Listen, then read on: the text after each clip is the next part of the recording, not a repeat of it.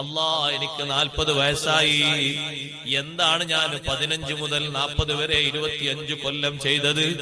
എനിക്ക് കണക്കുകൂട്ടി പ്രതീക്ഷിക്കാൻ വകുപ്പുള്ളത് എന്താണ്? മനസ്സമാധാനത്തിന് എന്തെങ്കിലും ഒന്നുണ്ടോ?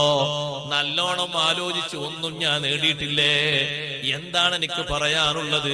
കൃത്യമായി മുക്കല്ലഫായതിനു ശേഷം ഒരൊറ്റ നിസ്കാരവും ഖളാ ആക്കാതെ നിസ്കരിച്ച കണക്കുണ്ടോ? ഒരൊറ്റ ദിവസവും ഹദ്ദാദ് വിടാതെ ചൊല്ലിയതുണ്ടോ?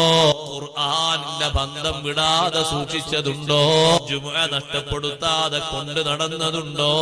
സുഹൃത്തുക്കളെ പറ്റി ആലോചിക്കുമ്പോ പല കുറവും ഉണ്ടെങ്കിൽ 40 ശേഷം അല്ലാഹ് തരുന്ന ജീവിതമില്ലേ?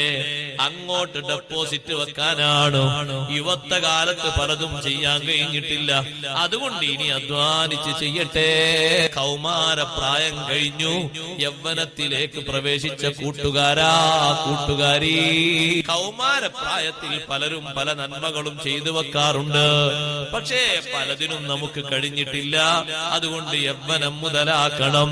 യൗവനത്തിൽ കഴിയാത്തവർ അതിന്റെ ടൈം കഴിഞ്ഞു പോയാൽ അടുത്ത പ്രായത്തിൽ അത് മുതലാക്കണം എന്ന് ജനങ്ങളോട് പറയപ്പെട്ടാൽ അഅറദൂ എന്നാണ് അതിന്റെ ജവാബ്.